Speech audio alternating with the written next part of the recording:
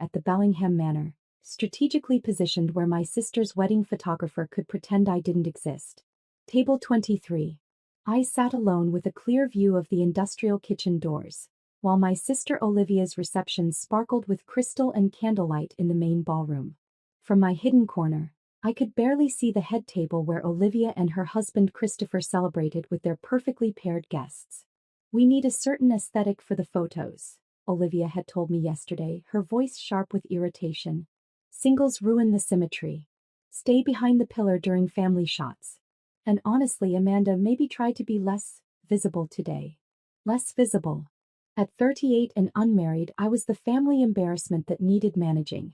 What they didn't know, what I'd been contractually prohibited from discussing until this weekend, was that my visibility included serving as the Prime Minister's senior foreign policy advisor for the past 7 years. I'd negotiated trade agreements, coordinated international summits, and advised on matters of state that shaped diplomatic relations across 3 continents. Some boring government job overseas, Dad had explained to Christopher's wealthy family at the rehearsal dinner. Nothing exciting like Olivia's interior design firm. She just did a feature in Architectural Digest. My last meeting had been featured in The Economist's analysis of international trade policy. But that wasn't cocktail party conversation, so it didn't count. My phone buzzed. The encrypted diplomatic line. I slipped into the empty corridor, away from the reception noise and judgmental glances. "Mitchell," I answered quietly. "Ms. Mitchell, the Prime Minister's motorcade is 9 minutes out," Security Director Hayes said crisply. "She asked if you'd reviewed her remarks." "I have. They're perfect."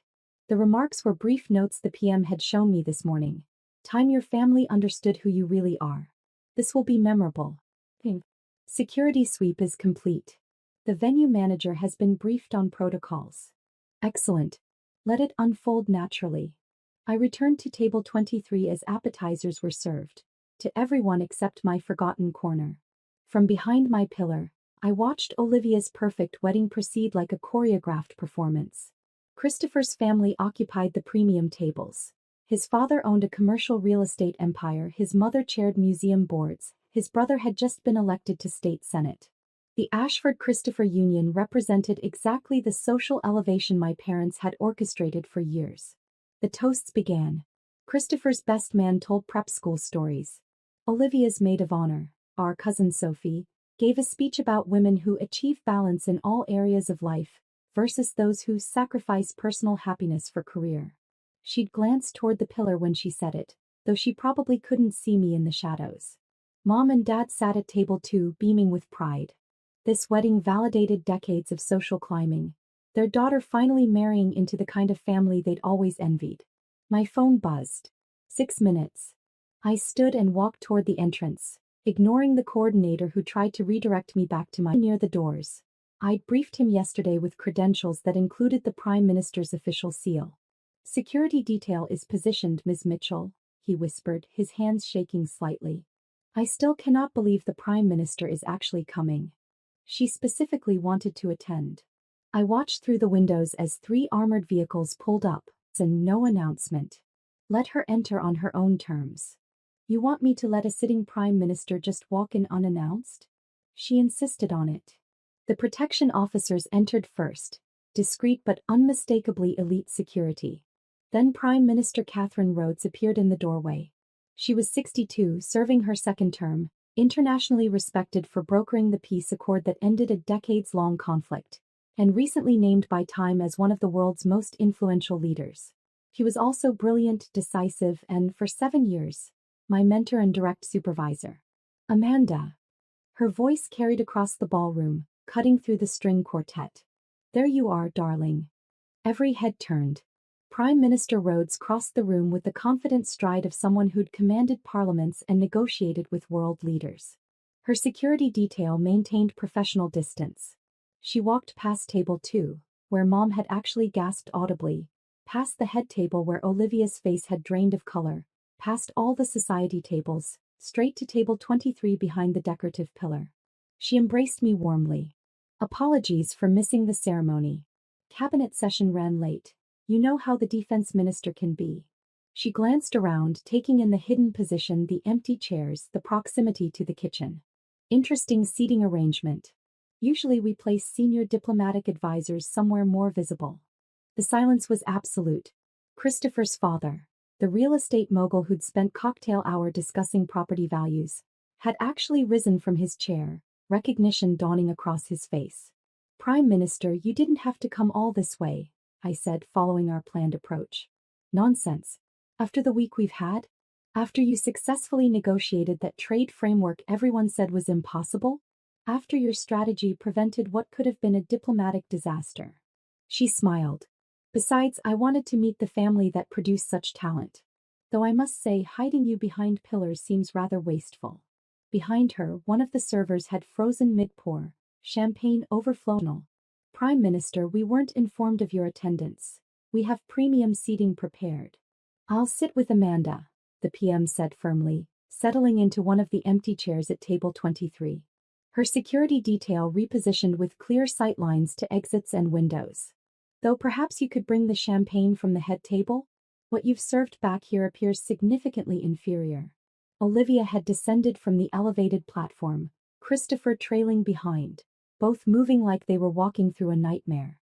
"Amanda, you never mentioned you worked with, that you knew." "You never asked about my work," I said evenly. "You called it boring. You stopped inviting me to discuss my career because you assumed it was unimportant."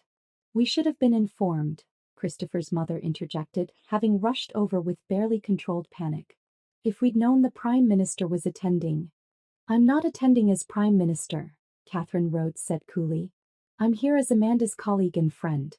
I came because she mentioned her sister's wedding and I wanted to support her." She paused with devastating precision. "I wanted to meet the family that somehow decided she belonged behind pillars." Christopher's state senator brother had gone completely pale. As someone in politics, he understood exactly what was happening and how catastrophic the optics were.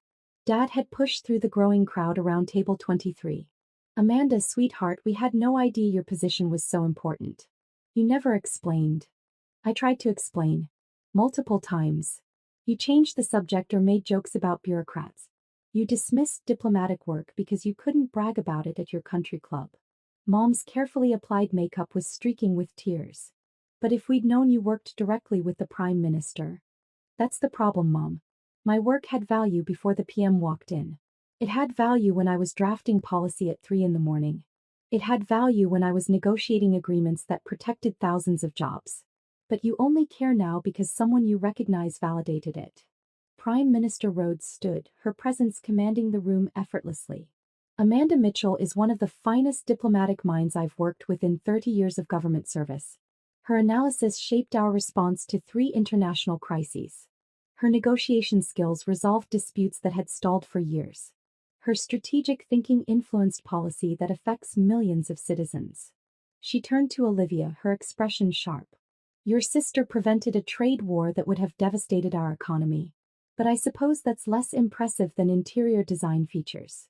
Olivia's bouquet was trembling in her hands, petals scattering onto the floor. Phones had appeared throughout the ballroom. The Prime Minister's surprise wedding appearance was already trending. News outlets were picking up the story.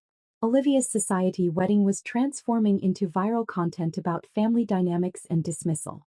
Sophie, the cousin who'd made the sacrifice, approached with visible uncertainty. "Amanda, I didn't realize you worked at such a high level. You never posted about it." "I hold security clearances that prohibit discussing most of my work publicly," the Prime Minister interjected. "Amanda's discretion is one of her greatest strengths. But her family could have shown interest. Could have asked meaningful questions. Could have respected her choices." One of Christopher's groomsmen, apparently a political consultant, was frantically typing on his phone, probably realizing he'd just witnessed a career-defining moment in optics and moving us from behind the pillar to a table near the windows. But the damage was visible. The wedding photographer's footage showed exactly where they'd hidden me. Social media was already circulating videos of the pillar sister reveal. Christopher's father attempted damage control. "Prime Minister, we're hosting a fundraiser next month. We'd be honored if you'd consider attending." "I don't attend fundraisers for people who treat their family members as embarrassments," Catherine Rhodes said pleasantly. though I appreciate the invitation. The room had descended into chaos. Guests clustered around phones, discovering government press releases and policy papers with my name. Christopher's political connections were reassessing everything. Olivia's society friends were realizing the single sister they'd pitted was actually advising world leaders. The Prime Minister checked her watch. "Amanda, we should go. Early flight to Geneva tomorrow. The UN session starts Monday and you need to brief the delegation." I nodded, then looked at my family one final time. "Congratulations on your marriage, Olivia. I hope you and Christopher will be very happy. But understand this. I'm done being hidden behind pillars. Either you value me for who I am, not just when someone important validates it, or we maintain distance. Those are my boundaries." As we walked toward the exit, the Prime Minister, me, and the security detail that had turned Olivia's reception into a protected zone, guests parted automatically. Christopher's father tried to network. His state senator brother attempted to salvage something. Mom reached out, but I kept walking. Outside, the official car waited. Catherine Rhodes squeezed my shoulder. "Well done. Sometimes families need external perspective to see what's been there all along." My phone was exploding. News alerts about the PM's surprise appearance. Messages from diplomatic colleagues expressing amusement and support. International contacts asking if the viral videos were real. By morning, every major outlet would cover the story. By next week, I'd have interview requests and public interest beyond anything I'd experienced. Olivia called. I declined. Mom texted, "Please come back. We need to talk." "We're so sorry." I silenced my personal phone and checked my diplomatic messages. Geneva briefing materials waited. The UN delegation needed preparation. Trade negotiations required final review. "Tomorrow's Times is running an analysis of your negotiation work," the Prime Minister said, handing me a tablet. "Excellent piece. They're calling you one of the most effective diplomatic strategists of your generation." I skimmed the article, professional, detailed, with only brief mention of the wedding incident that had sparked public interest. "Behind the pillar," I said quietly. "That's where they put me." "Let them remember that," Catherine replied. "While they worried about photo aesthetics, you were shaping international policy.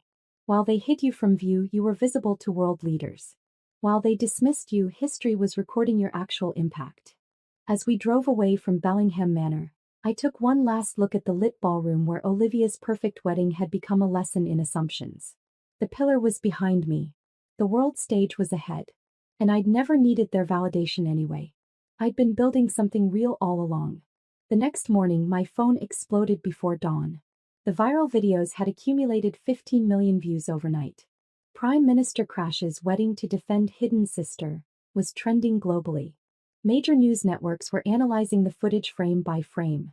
The pillar I'd been hidden behind, the empty singles table, the PM's pointed remarks about family dynamics.